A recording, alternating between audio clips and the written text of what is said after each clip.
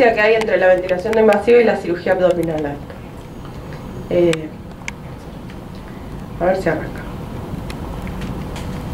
Bueno, la cirugía abdominal alta presenta diferentes complicaciones en el postoperatorio, ¿sí? Básicamente complicaciones respiratorias. Dentro de las complicaciones respiratorias tenemos las atelectasias, las infecciones por neumonía y la insuficiencia respiratoria. Dentro de estas complicaciones en la cirugía abdominal alta están entre el 20 y el 40%, ¿sí? Esta de incidencia de complicaciones. Esta variedad en las incidencias de complicaciones se deben a que no hay criterios claros para definir la complicación, ¿sí? Algunos usan criterios radiológicos, otros usan criterios clínicos y otros usan criterios de oximetría. Básicamente existen varios trabajos hechos en cirugía abdominal alta, en los cuales se ve el uso de la ventilación no invasiva y se muestra en esos trabajos que no existe complicación, ¿sí?, en la dehiscencia de la sutura. Cuando se habla de contraindicaciones de la ventilación no invasiva en la cirugía abdominal, generalmente dentro de las contraindicaciones aparece la cirugía abdominal alta, que no está bien definida como tal, ¿sí? Porque si uno, digamos, se pone a buscar qué se define por cirugía abdominal alta, no se encuentra tal definición. Nosotros le consultamos a los cirujanos y los cirujanos nos dijeron que como tal definición no existe. Se considera cirugía abdominal alta a toda aquella cirugía que está cercana al diafragma.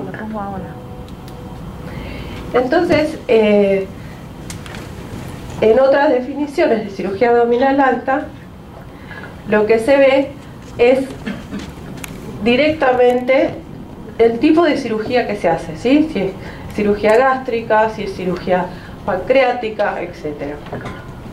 ¿Cuál es la principal complicación para no aplicar ventilación invasiva en cirugía abdominal alta?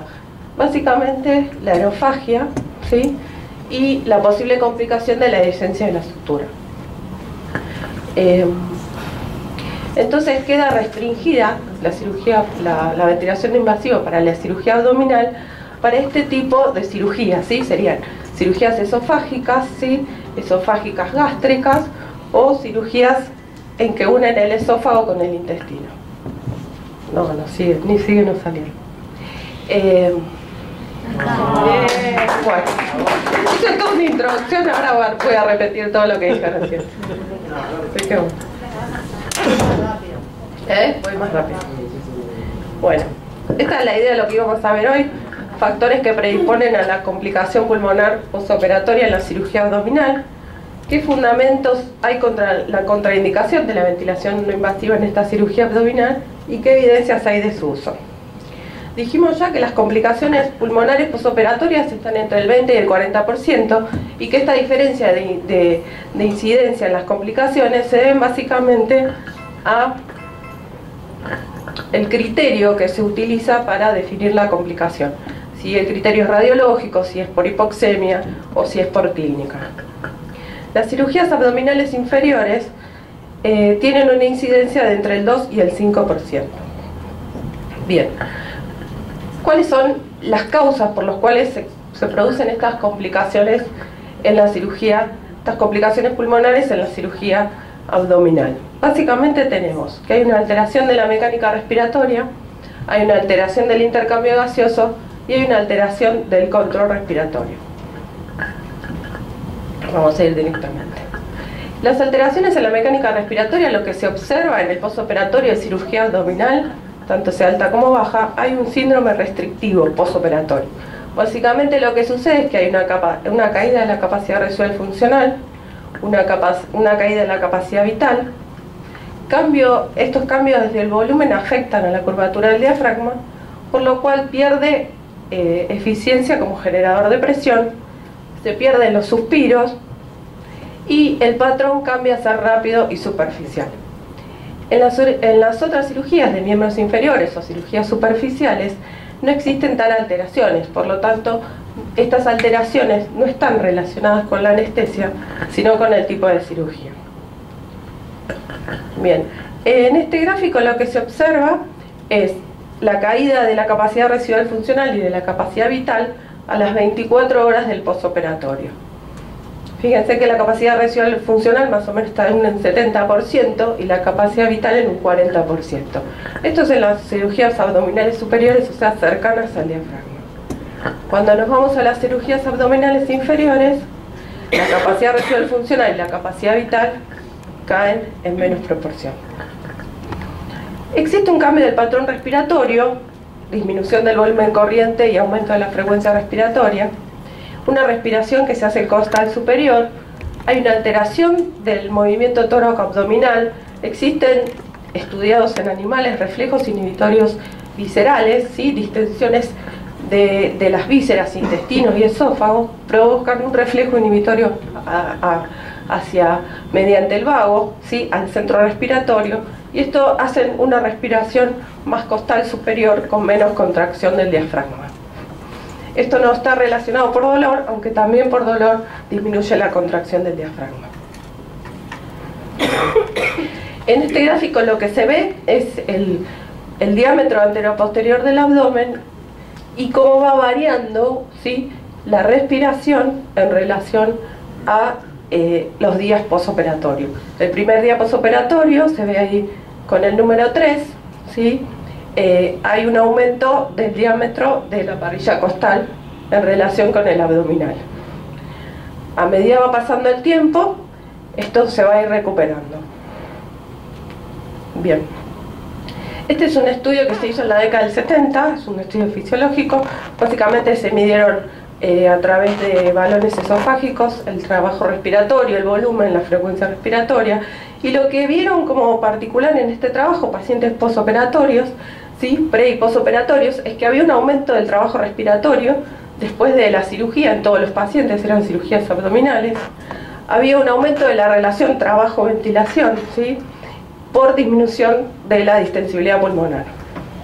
Los pacientes obesos tenían mayor trabajo preoperatorio y obviamente posoperatorio, y los pacientes ancianos que tenían el mismo tiempo de anestesia que los pacientes más jóvenes también tenían aumento del trabajo respiratorio.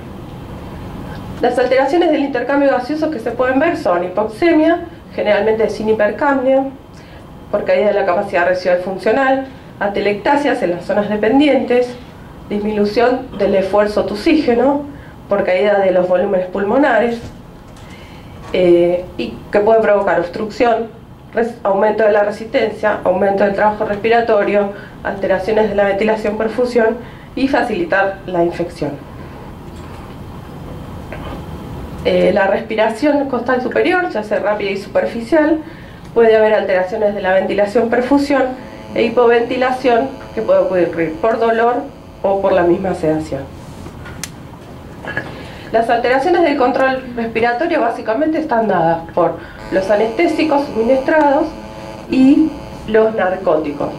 Tantos unos como otros disminuyen la respuesta al CO2, a la hipoxemia, a la acidemia, ¿sí? Y empeoran los síntomas de síndrome de apneas y hipopneas del sueño. Bien. Para definir ventilación no invasiva, ¿sí? Se llama aquella ventilación a presión positiva, en la cual no se utiliza tubo endotraqueal ni traqueostomía, e incluye todos los tipos de ventilación. Nosotros para esta charla vamos a hablar de la presión positiva continua, o sea el CPAP, los dos niveles de presión, tanto presión de soporte como biliberal.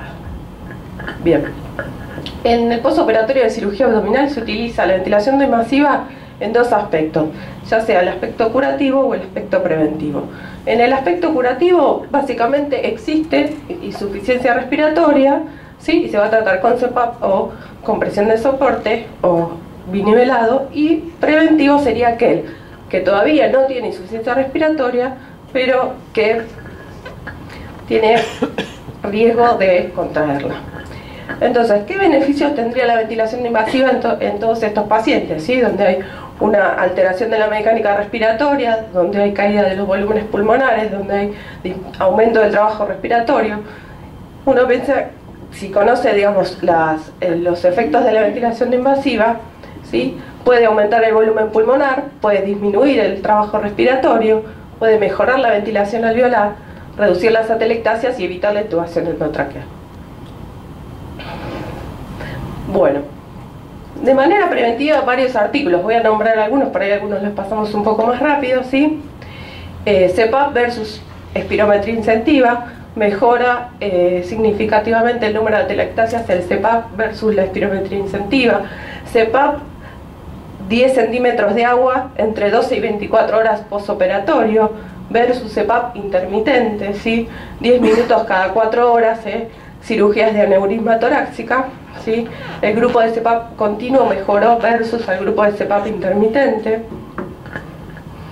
El trabajo de Escuadrone de 2005, CPAP 7,5 centímetros de agua versus oxigenoterapia en pacientes con PAFI menor a 300, ¿sí? Se randomizaban después del posoperatorio, se les ponía una máscara de oxígeno con FIO2 al 0,30, aquellos que tenían PAFI menor a 300 se los randomizaba en CPAP o oxigenoterapia, y lo que vieron es que el grupo de CPAP tenía menor tasa de intubaciones, de neumonías y de sepsis. Bien. De manera terapéutica también hay varios artículos, la ventilación invasiva en el postoperatorio de pacientes con cáncer, ¿sí? Disminuyó la tasa de intubación endotraqueal, y acá lo que empezamos a ver es que en estos tratamientos de ventilación no invasiva se incluían pacientes que tenían cirugías digestivas y cirugías esofágicas, ¿sí? que generalmente en las guías internacionales aparecen, o en los consensos, como una contraindicación, ¿sí? Contraindicación de BNI en cirugía abdominal alta. Otro trabajo de la ventilación invasiva en el postoperatorio de trasplante de órgano sólido en 40 pacientes, ¿sí? La BNI disminuyó las tasas de intubación, esto versus oxígeno, la incidencia de complicaciones mortales, la mortalidad en terapia intensiva y los días de internación. Bien. Acá hay varios, digamos, consensos y guías, y está el consenso argentino también, en las cuales lo ponen como un nivel de evidencia 2, el postoperatorio falla respiratoria, la ventilación no invasiva, tanto como tratamiento preventivo. Algunos lo ponen como tratamiento y algunos lo ponen como preventivo. En general no hay consenso para utilizar la ventilación invasiva preventiva, ¿sí? Sí, en algunos casos, ¿sí? Más que todo hay más trabajos en relación al CPAP como la ventilación invasiva de manera de tratamiento. Bueno, por lo tanto hay algunos fundamentos fisiológicos en relación a las características de la insuficiencia respiratoria de estos pacientes posoperados, ¿sí? Para usar ventilación invasiva. Existen trabajos que hablan de su uso tanto en la modalidad preventiva como terapéutica, ¿sí? Aunque no existe alto grado de evidencia. Y hay algunos estudios que incluyen pacientes con cirugías abdominales altas donde la ventilación invasiva estaría contraindicada.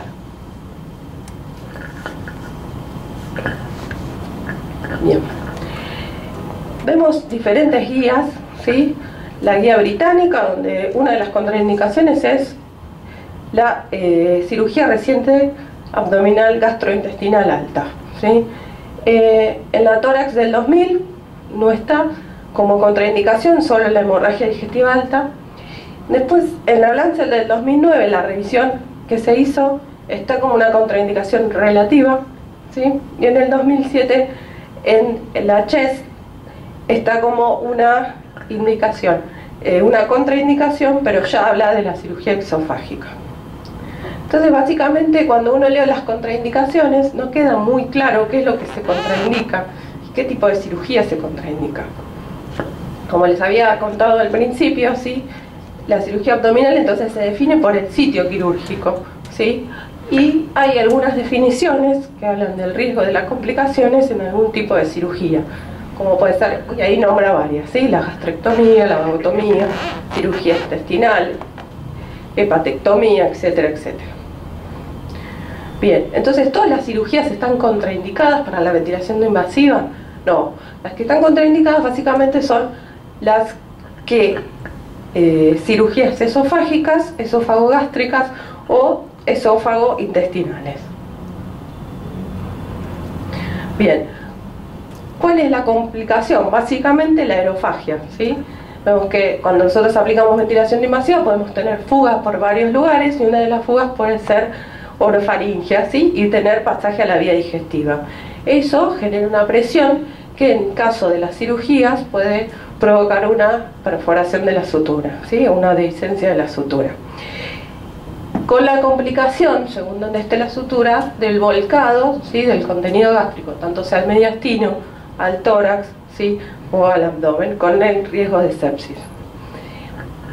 La verdad que no se encuentran muchos trabajos publicados de complicaciones de la ventilación no invasiva en relación a esto, ¿sí? Este trabajo que se encontró en el 2002 se publicó sobre la perforación esofágica, ¿sí? En relación a la ventilación no invasiva. En realidad este paciente no tenía una de esas cirugías, sino que le habían hecho una nefrectomía, ¿sí?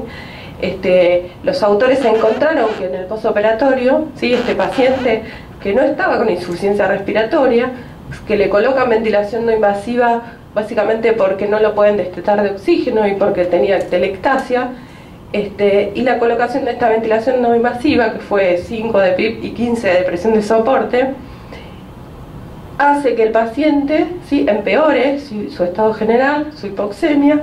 Se le hace se le coloca un tubo de aislamiento pleural, se quita fluido gástrico del pulmón, y cuando le realizan una toracotomía izquierda, ven el desgarro del esófago. Como eso estaba correlacionado con el inicio de ventilación no invasiva, se lo publica así, como una consecuencia de la ventilación no invasiva. Bien, hay otros trabajos que muestran el uso de la ventilación no invasiva en esofagectomía y gastrectomía, ¿sí? Este estudio fue prospectivo, ¿sí? De 2 años, vieron 72 pacientes, se evitó la intubación orotraqueal en 48 de los pacientes, ¿sí? Lo que vieron también en el análisis es que el grupo que fue a intubación orotraqueal tenía menor PAFIS que el grupo que no fue. Este presente estudio demuestra que la VNI se puede utilizar sin efecto adverso en estos pacientes, ¿sí? Cuando la presión de insuflación es menor de 12. Otro artículo, es un artículo chino, ¿sí? Que muestra 64 pacientes con síndrome de distrés respiratorio tras esofagectomía por cáncer de esófago. La ventilación no invasiva tras esofagectomía por cáncer evita la intubación orotraqueal en 30 pacientes, ¿sí? Con un resultado del 48%. El grupo de pacientes eran similares y ellos concluyen que la ventilación no invasiva puede ser una opción efectiva para el tratamiento de estos pacientes y no presentan ninguna complicación. En cirugía gástrica también hay trabajos que hablan sobre el uso de la ventilación no invasiva, ¿sí? Uno de los trabajos compara oxigenoterapia con bilevel, ¿sí? Presiones entre 8 y 4 y 12 y 4, lo hacen de forma intermitente, 2 horas cada 3 horas, ¿sí? Y comparan algunas mediciones como capacidad vital, BEF, y flujo expiratorio máximo y saturación. Ellos ven que los pacientes que usan ventilación no invasiva con presiones de 12-4 tienen mejoría en el postoperatorio, disminuye el síndrome restrictivo de estos pacientes con gastrectomía. Otro estudio en pacientes con gastrectomía y bypass gástrico con IDRUX muestra que la ventilación no invasiva de forma binivelada en el postoperatorio mejora la oxigenación, pero no produce otros cambios como sí había producido como sí mostraban los del otro trabajo. ¿Cuál es uno de los problemas que se tienen con la ventilación no invasiva? Es que muchos de estos pacientes que concurren a bypass gástrico son SAOS, ¿sí? Tienen síndrome de apnea del sueño, son obesos. Entonces los cirujanos, a la hora de continuar con este tratamiento en el postoperatorio, sí, les surgen dudas si hacerlo o no por estas cosas que hablábamos de la dehiscencia de la sutura. Entonces hay varios estudios, creo que el que está abajo es el más grande, examina 1067 pacientes, de los cuales 579 usaban CPAP, y las fugas de la anastomosis solo se producen en 2 pacientes de los tratados con CPAP, ¿sí? y en 13 de los pacientes no tratados con CEPAP. O sea que no hay una relación entre la ventilación invasiva y la sutura en estos pacientes. Bueno, terminando así rapidísimo, conclusiones. La cirugía abdominal alta se asocia con una mayor complicaciones posoperatorias pulmonares. Históricamente la ventilación invasiva estaba contraindicada, ¿sí?, para el tratamiento de este tipo de cirugía. Vemos que en realidad no para todas las cirugías abdominales altas. Actualmente se refiere a las cirugías digestivas con anastomosis esofágica, gástrica e intestinal, ¿sí? La ventilación invasiva puede ser una herramienta para el tratamiento de estas complicaciones, reduciendo la intubación, las infecciones y la estadía en terapia intensiva. El riesgo de fuga de la anastomosis se debe contemplarse siempre y evitarse prefiriendo, por lo que está escrito, el CEPAP a la presión de soporte. Y si es necesario colocar presión de soporte, debemos estar por debajo de los 8 centímetros de agua o una presión de insuflación por debajo o igual a 12, que es hasta ahora lo que está publicado, ¿sí? Por lo tanto, la aplicación de ventilación invasiva en el postoperatorio debe realizarse por un equipo con formación y experiencia, con cuidadosa selección del paciente, contemplando el beneficio y las complicaciones para cada caso en particular, en unidades cerradas y con monitoreo adecuado. Básicamente, pacientes que presentan síndrome de distrés respiratorio por cáncer de esófago, uno se plantea el uso de la ventilación invasiva para evitar la intubación endotraqueal, porque estos pacientes tienen alta mortalidad si entran a intubación endotraqueal. Entonces, por ahí ese grupo de pacientes se les puede colocar ventilación invasiva, ¿sí?, teniendo en cuenta el tema de las presiones, ¿sí? Y obviamente hablando con el cirujano, porque no es lo mismo un paciente que tiene una albúmina muy baja, que estaba muy mal alimentado. El cirujano sabe, ¿sí?, si esa sutura es viable o no para aplicar ventilación invasiva. Y en el caso que lo sea, se puede usar. Bueno, y para terminar, Louis Pasteur en 1910 ya decía que se sentía seguro que cuando se escriba la verdadera historia de las complicaciones pulmonares posoperatorias, el colapso activo del pulmón debido a la deficiencia de la fuerza inspiratoria ocuparía un lugar importante. Y llegaría el día de la ventilación invasiva. Bueno, gracias.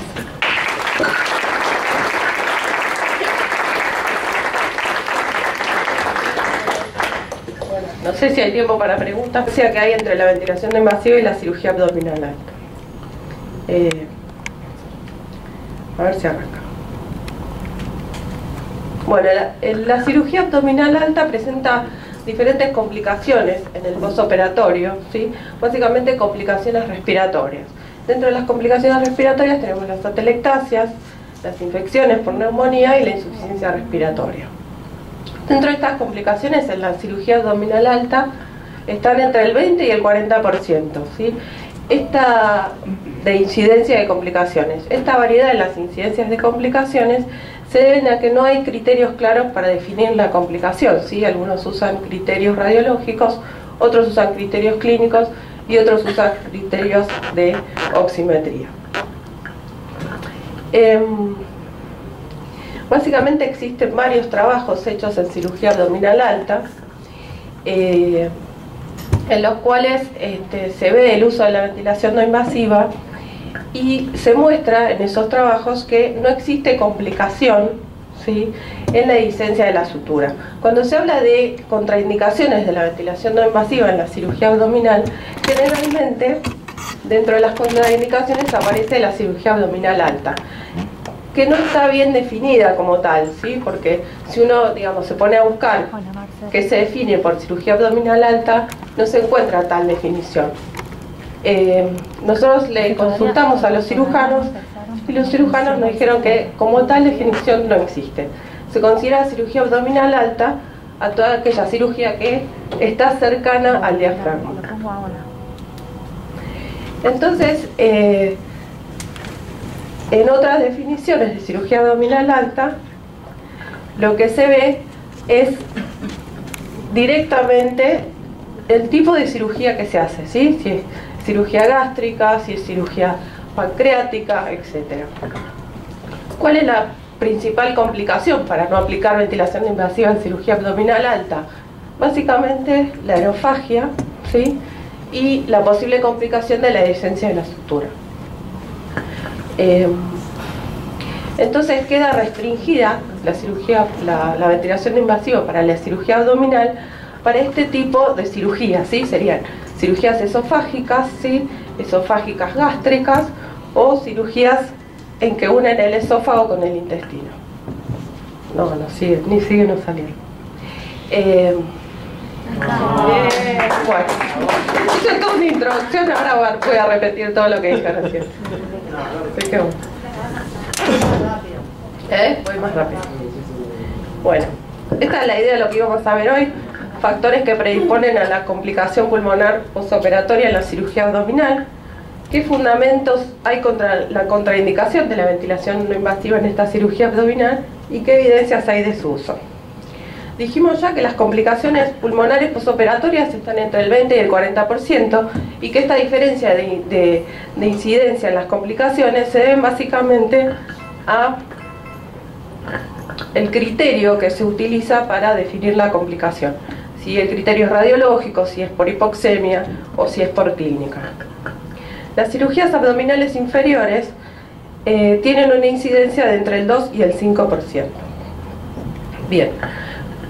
¿Cuáles son las causas por las cuales se producen estas complicaciones en la cirugía, estas complicaciones pulmonares en la cirugía abdominal? Básicamente tenemos que hay una alteración de la mecánica respiratoria, hay una alteración del intercambio gaseoso y hay una alteración del control respiratorio. Vamos a ir directamente.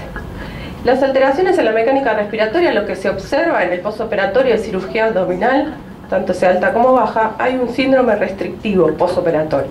Básicamente lo que sucede es que hay una caída de la capacidad residual funcional, una caída de la capacidad vital.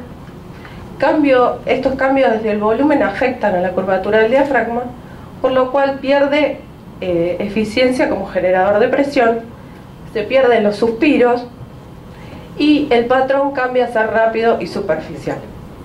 En las otras cirugías de miembros inferiores o cirugías superficiales no existen tal alteraciones, por lo tanto estas alteraciones no están relacionadas con la anestesia, sino con el tipo de cirugía.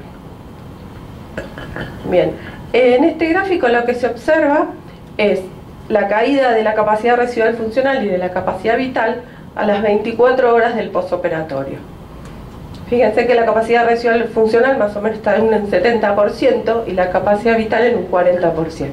Esto es en las cirugías abdominales superiores, o sea, cercanas al diafragma. Cuando nos vamos a las cirugías abdominales inferiores, la capacidad residual funcional y la capacidad vital caen en menos proporción. Existe un cambio del patrón respiratorio, disminución del volumen corriente y aumento de la frecuencia respiratoria.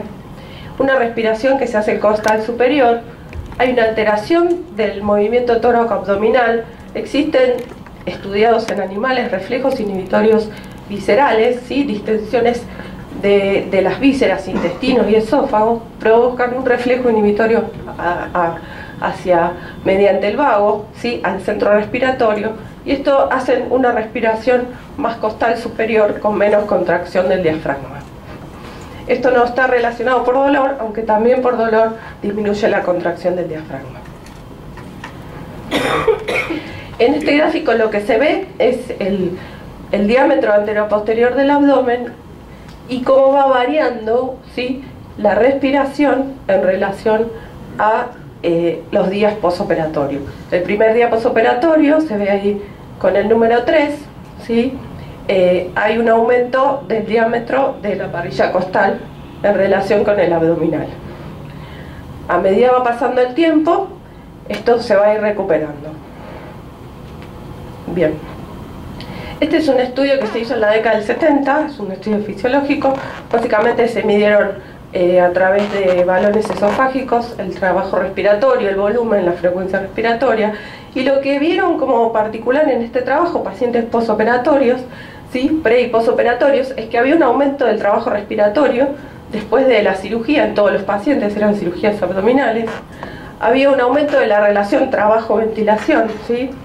Por disminución de la distensibilidad pulmonar.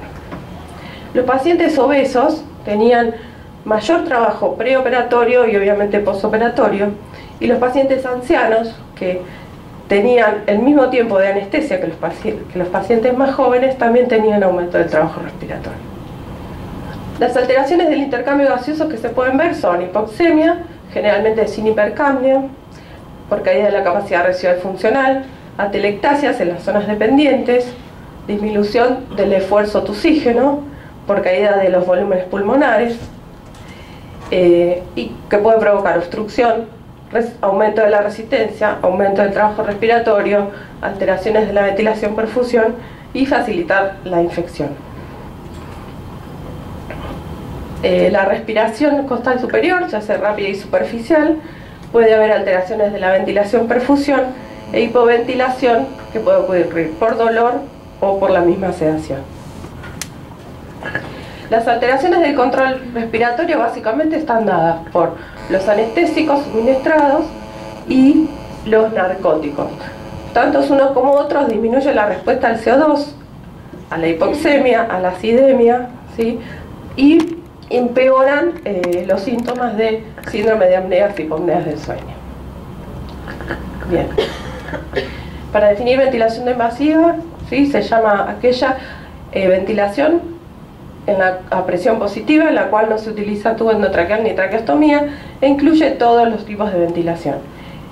Nosotros para esta charla vamos a hablar de la presión positiva continua, o sea el CPAP, los dos niveles de presión, tanto presión de soporte como biliberada. Bien, en el postoperatorio de cirugía abdominal se utiliza la ventilación no invasiva en dos aspectos, ya sea el aspecto curativo o el aspecto preventivo. En el aspecto curativo, básicamente existe insuficiencia respiratoria, ¿sí? Y se va a tratar con CPAP o con presión de soporte o binivelado, y preventivo sería aquel que todavía no tiene insuficiencia respiratoria, pero que tiene riesgo de contraerla. Entonces, ¿qué beneficios tendría la ventilación invasiva en todos estos pacientes? ¿Sí? Donde hay una alteración de la mecánica respiratoria, donde hay caída de los volúmenes pulmonares, donde hay aumento del trabajo respiratorio. Uno piensa, si conoce, digamos, los efectos de la ventilación invasiva, ¿sí? Puede aumentar el volumen pulmonar, puede disminuir el trabajo respiratorio, puede mejorar la ventilación alveolar, reducir las atelectasias y evitar la intubación endotraqueal. Bueno, de manera preventiva varios artículos, voy a nombrar algunos, por ahí algunos los pasamos un poco más rápido, ¿sí? CPAP versus espirometría incentiva, mejora significativamente el número de atelectasias del CPAP versus la espirometría incentiva. CPAP 10 centímetros de agua entre 12 y 24 horas postoperatorio versus CPAP intermitente, ¿sí? 10 minutos cada 4 horas, cirugías de aneurisma torácica, ¿sí? El grupo de CPAP continuo mejoró versus el grupo de CPAP intermitente. El trabajo de Escuadrone de 2005, CPAP 7,5 centímetros de agua versus oxigenoterapia en pacientes con PAFI menor a 300, ¿sí? Se randomizaban después del posoperatorio, se les ponía una máscara de oxígeno con FIO2 al 0,30. Aquellos que tenían PAFI menor a 300 se los randomizaba en CPAP o oxigenoterapia, y lo que vieron es que el grupo de CPAP tenía menor tasa de intubaciones, de neumonías y de sepsis. Bien. De manera terapéutica también hay varios artículos. La ventilación no invasiva en el postoperatorio de pacientes con cáncer, ¿sí? Disminuyó la tasa de intubación endotraqueal. Y acá lo que empezamos a ver es que en estos tratamientos de ventilación no invasiva se incluían pacientes que tenían cirugías digestivas y cirugías esofágicas, ¿sí? que generalmente en las guías internacionales aparecen, o en los consensos, como una contraindicación, ¿sí? Contraindicación de VNI en cirugía abdominal alta. Otro trabajo de la ventilación invasiva en el postoperatorio de trasplante de órgano sólido en 40 pacientes, ¿sí? La VNI disminuyó las tasas de intubación, esto es versus oxígeno, la incidencia de complicaciones mortales, la mortalidad en terapia intensiva y los días de internación. Bien, acá hay varios, digamos, consensos y guías, y está el consenso argentino también, en las cuales lo pone como un nivel de evidencia 2, el posoperatorio falla respiratoria, la ventilación no invasiva, tanto como tratamiento preventivo. Algunos lo ponen como tratamiento y algunos lo ponen como preventivo. En general no hay consenso para utilizar la ventilación invasiva preventiva, ¿sí? Sí, en algunos casos, ¿sí?, más que todo hay más trabajos en relación al CPAP como la ventilación no invasiva de manera de tratamiento. Bueno, por lo tanto hay algunos fundamentos fisiológicos en relación a las características de la insuficiencia respiratoria de estos pacientes posoperados, ¿sí?, para usar ventilación invasiva. Existen trabajos que hablan de su uso tanto en la modalidad preventiva como terapéutica, ¿sí?, aunque no existe alto grado de evidencia. Y hay algunos estudios que incluyen pacientes con cirugías abdominales altas donde la ventilación no invasiva estaría contraindicada.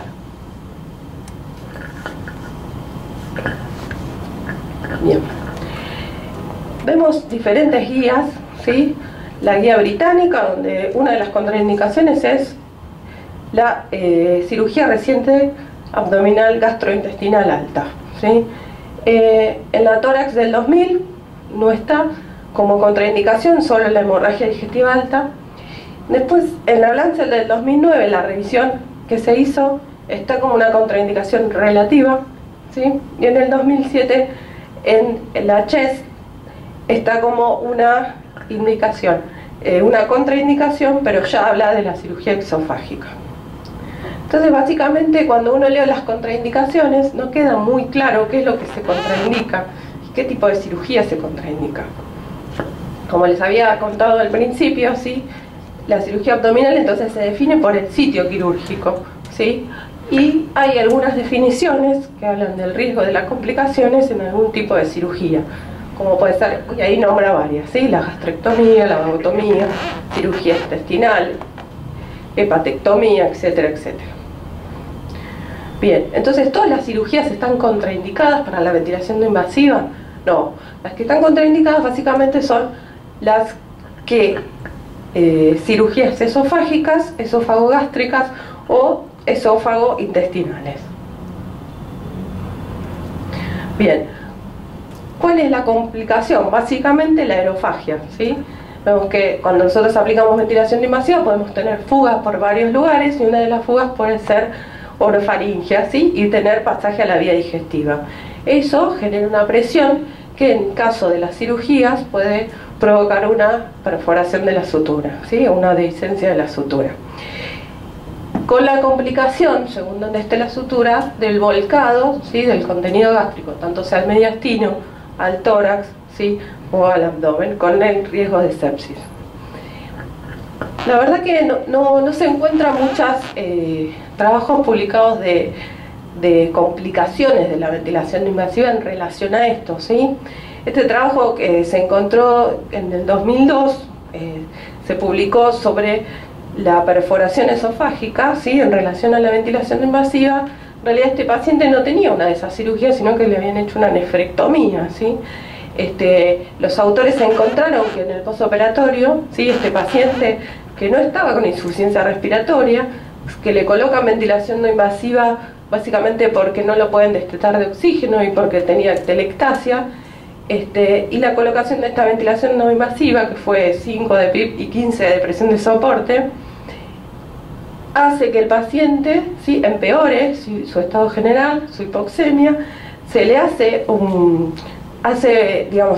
se le coloca un tubo de aislamiento pleural, se quita fluido gástrico del pulmón, y cuando le realizan una toracotomía izquierda, ven el desgarro del esófago.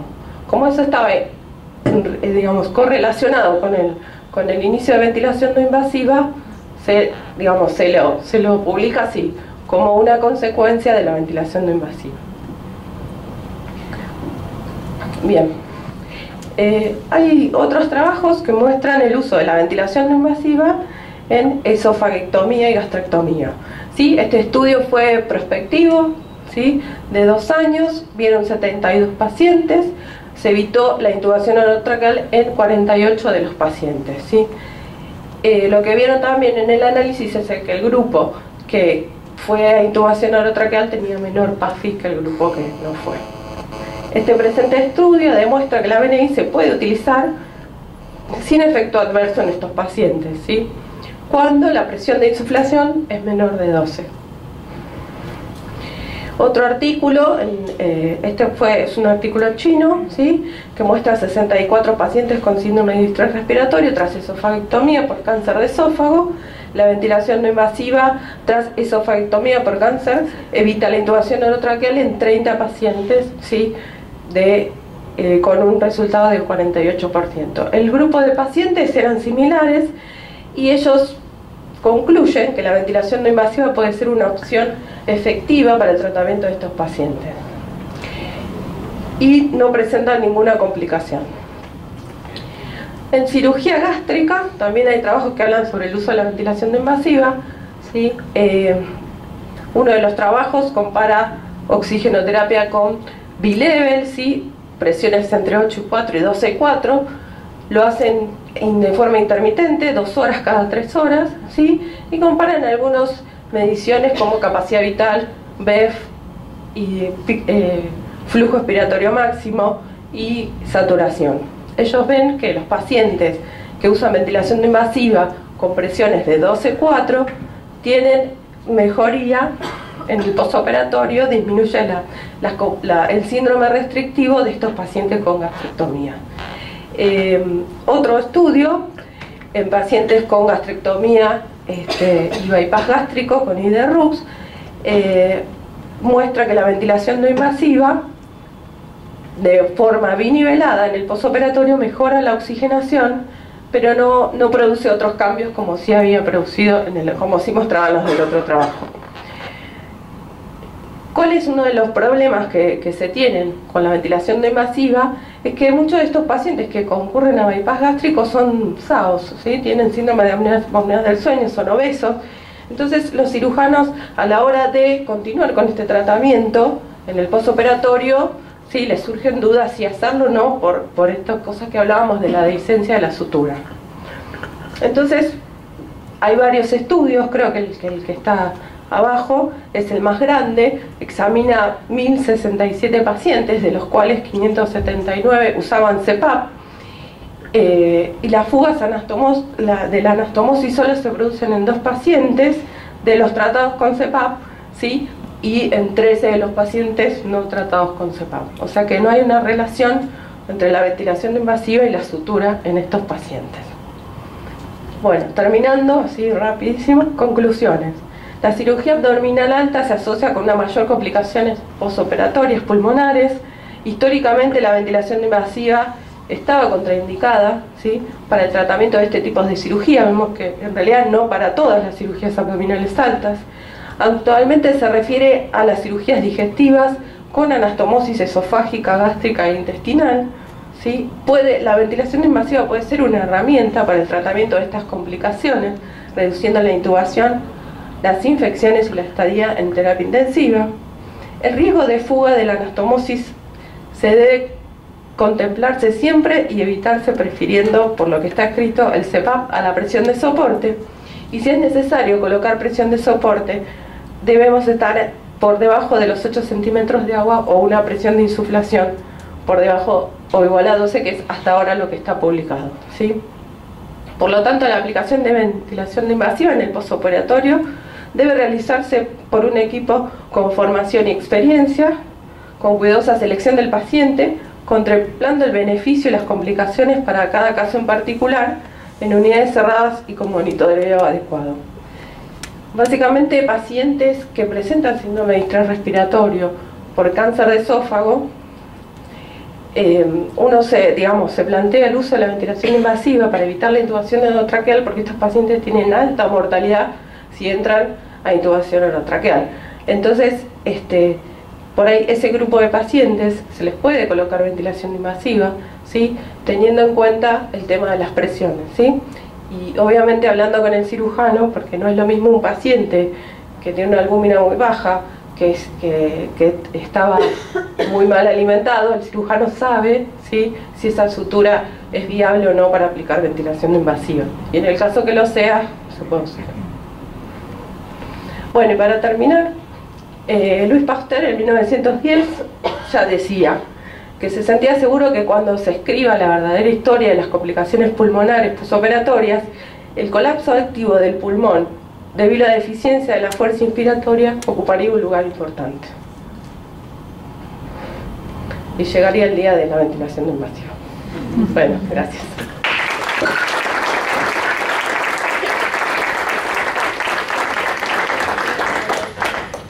No sé si hay tiempo para preguntas.